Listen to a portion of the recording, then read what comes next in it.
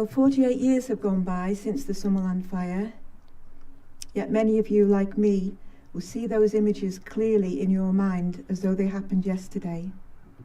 Standing up there, on those cliffs, age 19, I had my whole life stretching before me, little knowing that down here, 50 people were losing theirs in the most terrifying and horrific way.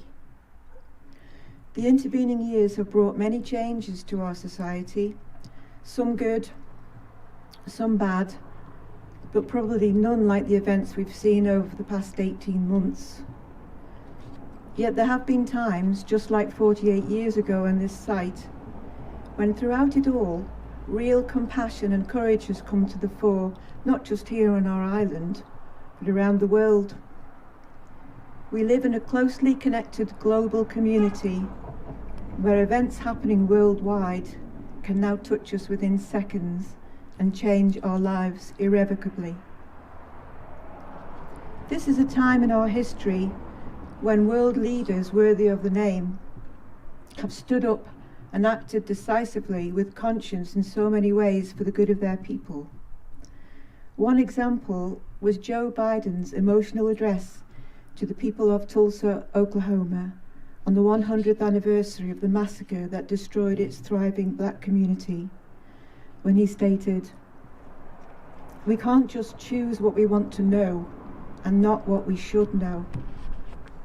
I come here to help fill the silence, because in silence, wounds deepen.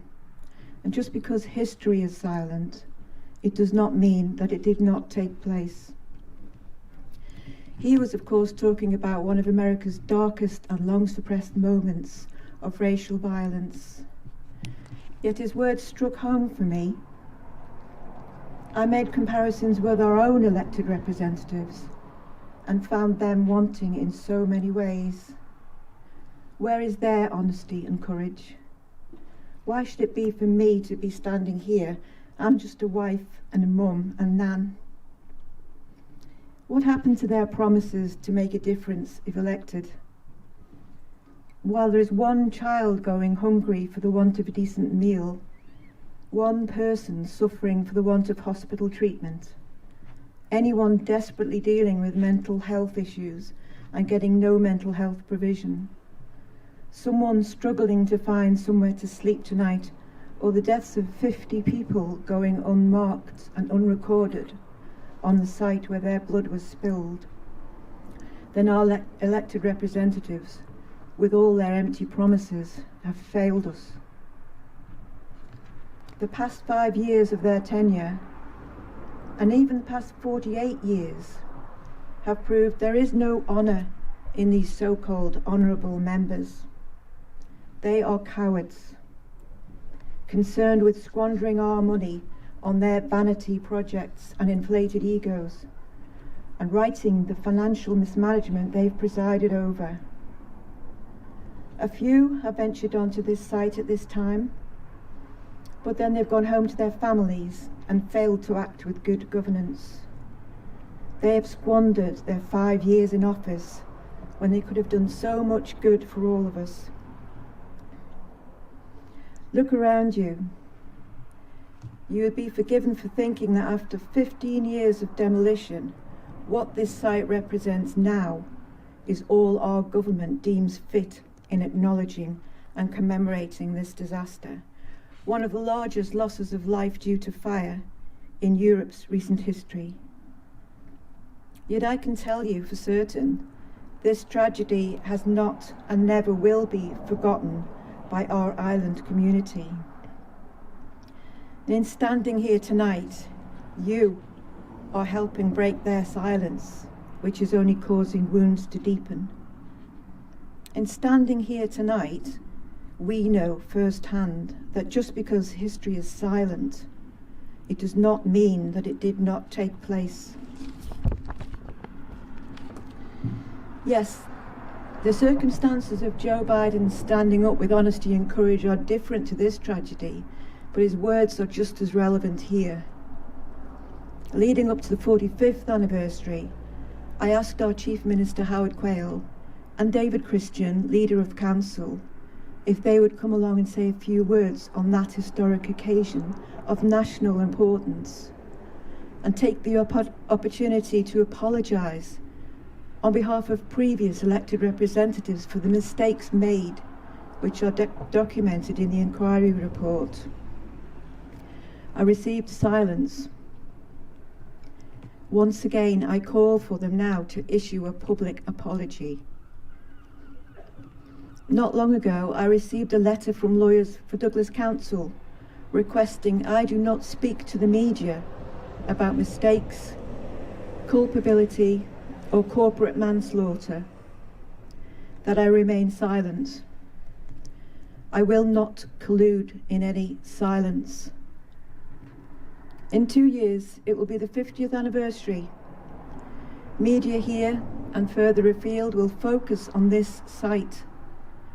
Will we be gathering here in this car park with only this tarmac to lay our flowers in remembrance?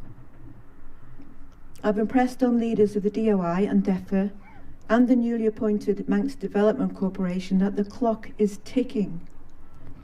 We have an architect's plan and costings which we've put forward, but it seems up to now, their inaction and silence speaks volumes.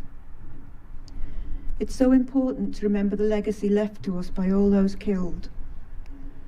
The enacting of the 1975 Fire Act, that tightening up of our building regulations and bylaws. We must stay vigilant, ensuring emergency services are properly funded, and our fire legislation remains fit for purpose. That the lessons learned at such a hard cost continue to be at the forefront of our newly elected representatives' minds when they come into office. We've seen what can happen further afield when these lessons are disregarded for reasons of cost cutting and cheaper alternatives. These mistakes cost the lives of 50 people here.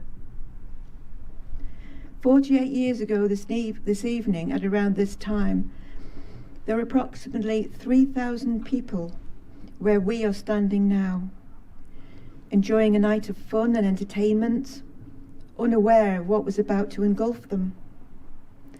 On the ground floor entertainment area, the compere and organist were about to hand over to one of the resident bands, the Dave Lee set. Children were playing in the fun fair, roller skating and slides in the play area. Staff were busy serving people in the restaurant, the snack bar and the marquee show bar.